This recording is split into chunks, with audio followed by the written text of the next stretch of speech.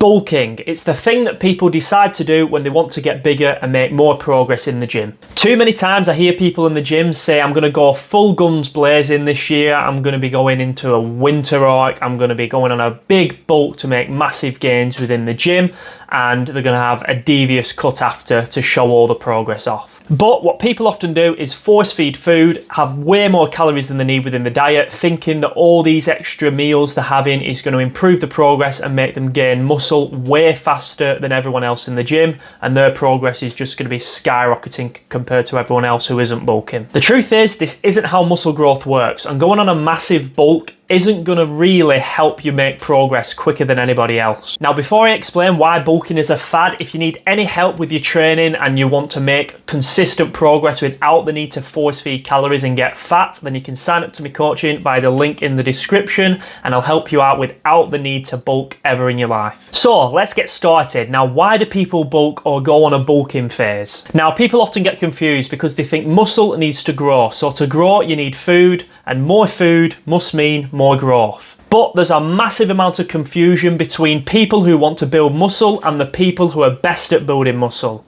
Bodybuilders. Now, your regular person who wants to build muscle thinks you have to go around it the same way as bodybuilders do, which isn't the case. The whole point of a bodybuilder is to build muscle, yes, but then they need to cut down to stupidly low levels of body fat to jump on stage and look lean. Now, when they're on stage and they're at this body fat percentage, their body physically cannot build muscle because they don't have the required energy to do so. So once they've got lean and done a show and they're looking really good, they're then going to go on a bulk to bulk back up to a healthy body fat percentage to where they can start building muscle optimally and at a healthy state again. But you, a regular person who is trying to build muscle, doesn't need to do the cutting part. As long as you're a healthy body fat percentage, you can build muscle optimally without needing to eat additional calories. Most people get confused and think they need to cut like a bodybuilder does when they're not even going on stage, and then they need to bulk back up to build muscle and then cut again and repeat, which you don't need to do. Now, think about this logically and mathematically. The max amount of muscle you can really build in a month in your first year of training is around 1 to 2 pounds a month. This is providing you're doing everything correctly, you're having enough protein, you're training consistently, and not having days off when you intend to go to the gym. So in this scenario, within your first year of training, to get the maximum amount of muscle growth, you're only going to be gaining 0.03 of a kilo, or just 30 grams of muscle a day, which is literally minuscule. But obviously you don't train every single day, so this number will probably be even lower. So you tell me what you think. If you are gaining a maximum of 30 grams a day of muscle growth, why do you need to be eating hundreds of extra calories a day to just support 30 grams of growth? You don't. Now, another point that people make is, oh, well, the extra calories I am consuming, it's going to go towards muscle growth. But tell me this, if you are bulking and those extra calories you're consuming are going towards muscle growth, why do you gain fat? The whole point of fat and the reason you gain fat is because you have excess energy that your body's not using and utilizing, so it stores it as fat for a later date. So if those extra calories you are consuming are going towards muscle growth, they would be going on your body as muscle, not fat.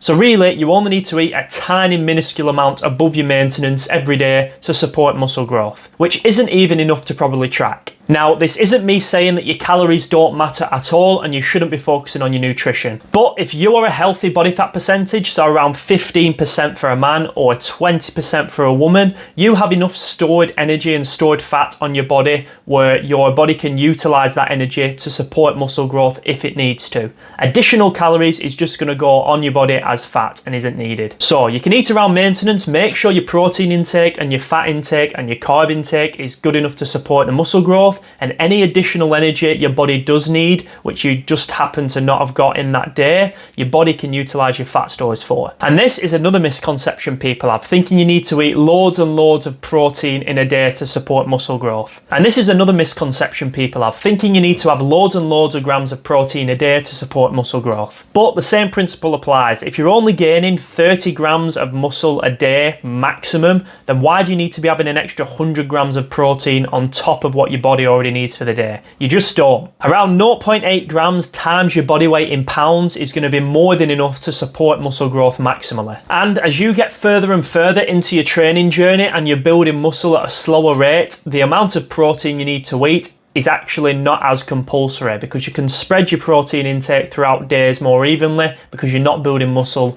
at a quicker rate as you was when you first started. I've been training 10 years now and I've never really done a full-on bulk where I'm actively trying to eat over my maintenance calories. I've always kind of eaten around maintenance. Sometimes I've eaten a bit under, sometimes a bit over, but I've never done an active bulk and cut in a specific way like people would have you led to believe online that you have to do to build muscle effectively. So with that being said, I bet people are going to be now saying, well, if bulking doesn't cause you to grow, what does? The number one driver of muscle growth is always going to be your training stimulus and your consistency, more importantly. All your nutrition is doing and all bulking is doing is just supporting that process. You can bulk to your heart's content, but if you're not consistent and you haven't got adequate training stimulus within the gym, then you're not going to gain muscle any quicker than somebody who isn't bulking. Think of it this way. Imagine you're filling your car up with fuel in the tank, and once you fully fill your car up with fuel, you think, I want to store more energy and I want to kind of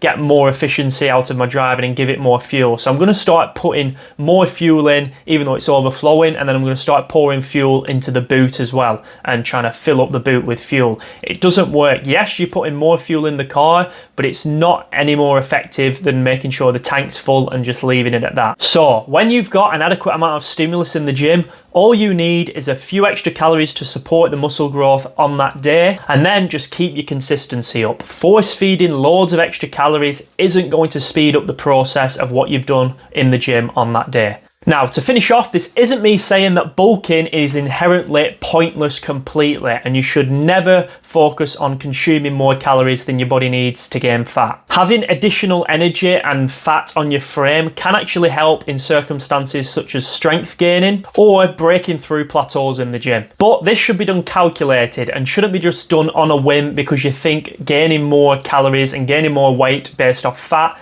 is going to help improve your progress. Because like most people, you'll only be disappointed when you bulk for months and months thinking you're gaining a ton of extra muscle from bulking, only to find out after you've cut that you've actually gained the same amount of muscle as you would have built if you weren't putting on all that extra fat as well. So I hope this video has helped open your mind and open your eyes into the fads of bulking and why you actually shouldn't be doing it to try and improve your progress within the gym. If it has, please subscribe. And if you suddenly feel like you've kind of been left with this thought of, well, I was bulking and now I'm being told not to, so where do I go from here? Then you can sign up to my coaching app in the description and I'll give you all the knowledge and advice you'll ever need to make lifelong amazing progress without ever needing to bulk. Also, two other areas that people tend to struggle with in the training, which you might be too, is trying to not fall to the temptation of steroids, which I've got a video up here talking about, and then trying to improve the strength and not being able to, which I've got another video here which will help you out with that. So that's all, guys. Thanks for watching and goodbye.